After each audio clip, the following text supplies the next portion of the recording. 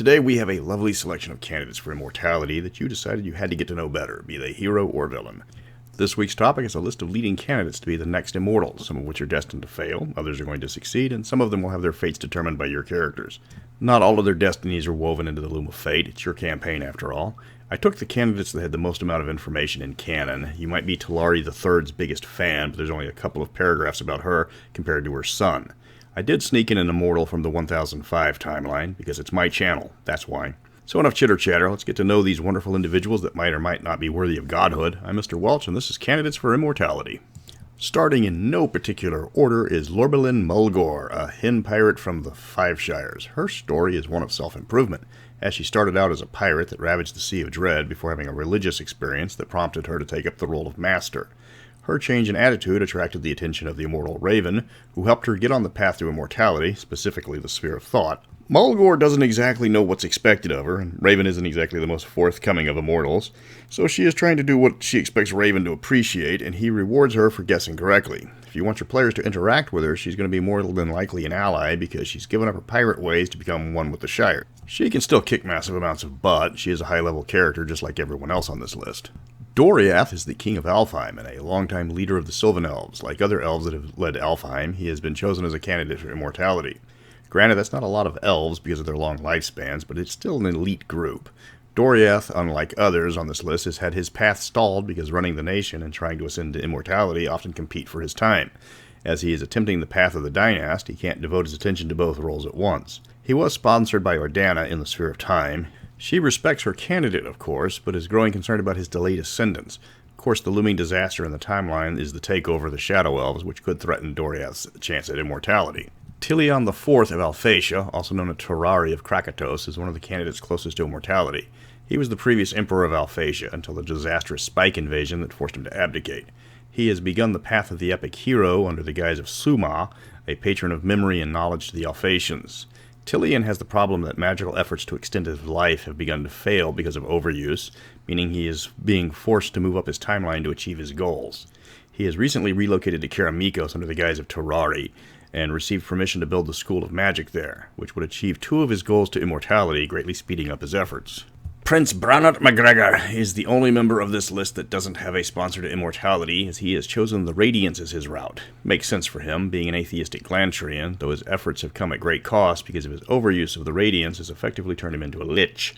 He is one of the most driven candidates for immortality, not because of a rush to achieve his goals, but because he's always been driven and ruthless in all his pursuits. He's one of the biggest villains on the list. There's nothing that he won't do to someone if they stand in his way between him and what he wants. While he seems to be a perfect candidate for the Sphere of Entropy, instead he is joining the Sphere of Energy, as that's the only path the Radiance allows. Paramore is another Alphatian that has come to the known world to pursue his desire for immortality. He again is a ruthless man in his goals, but he's also one of the more pragmatic. While he is evil by anyone's standards, he is not necessarily cruel or sadistic. He will do exactly what is necessary to accomplish his goals, and not a single step more.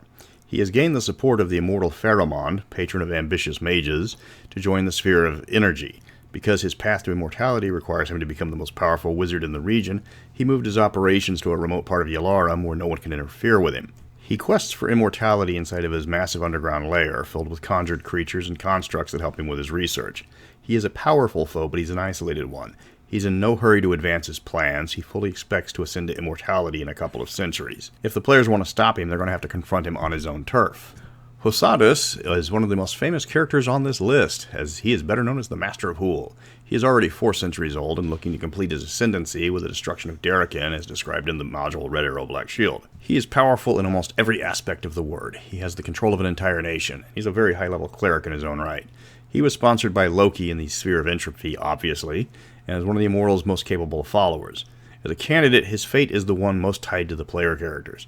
If you run the module Red Arrow Black Shield, there's a very good chance your players will kill him for good.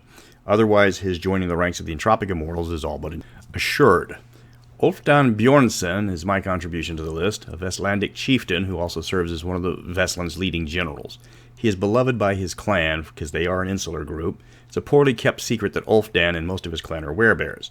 While this species is held with respect among the Northmen and other nations, they are largely feared. Considering Ulfdan's ravages against the humanoid tribes in the mountains of Vesland, their fear is justified. He has been selected by Odin as a candidate to join the ranks of the Aesir and the Sphere of Thought, and so far has passed every test. His people are prosperous, skalds sing his deeds across the land, but Ulfdan needs to perform one impossible task to succeed in his ascendancy. Whether he can survive that remains to be seen. Emperor Thincall is the tragic figure on this list. He's not tragic in the fact that he's had a rough life, but tragic in the fact that his fate is sealed in every timeline. Thincall was sponsored by Vanya in the Sphere of Matter, who also became his lover. The Emperor's deed should have easily earned him immortality, but the problem is Vanya's impossible demands towards Thincall means he couldn't meet her expectations. He was given an impossible task to defeat Alphatia, but only managed to get a large number of his army killed. Because of his failure, Vanya eventually withdraws her support from him and then fatally curses him for displeasing her. Starwatcher of Clan Longrunner is the second elf on the list. Any relation to Meliodon Starwatcher is unclear. He is considered the most powerful elven wizard in all of Alfheim, though he is very tight-lipped on providing this information to outsiders. His knowledge of all things arcane attracted the attention of Ilsendal, who sponsored Starwatcher in the Sphere of Energy. Starwatcher's biggest obstacle is that he needs to create his own nation, but he's loath to leave Alfheim. If the Shadow Elves conquer Alfheim, he will get his chance to do just that, but that's forcing his hand to achieve his candidacy. Pasag is the only humanoid on the list, a kobold warlord in the mountains of the Sodafjord Jarldoms. With the help of his chief shaman, Pasag has recovered an artifact forged by the demon Prince Kurtelmach that greatly increased the lifespan of the kobold warlord. He then gained the favor of the immortal Hersimus to join the ranks of the entropic immortals. The two obstacles to Pasag's immortality is both the warriors of the Jarldom that have been warring with him for years and are still chasing him, and the even more pressing matter is his shaman is growing jealous of his chief's favor with the immortals, and is contemplating eliminating Pasag and replacing him as the favorite of Hersimus. That's it for the candidates of immortality. They can serve as allies or enemies, or even future immortals for the player's clerics. At early levels, they could study under Terrari and Krakatos, only to open up his first temple after his ascension. Warriors following Ulfdan could watch him hold the line against the hordes of goblins and gnolls that will eventually lay him low, only to watch him be personally rewarded by Odin for his deeds. It's a major part of a campaign. It's something that your players should remember for some time. But this means I need a new topic, and I'm adding a question that I've been asked a lot, and that's explaining the differences between the Rakasta and the Tabaxi. It's not just the name that differs, there's a lot of cultural and behavior differences between the two. But until next week, remember, if anybody asks if you're a god, you say yes.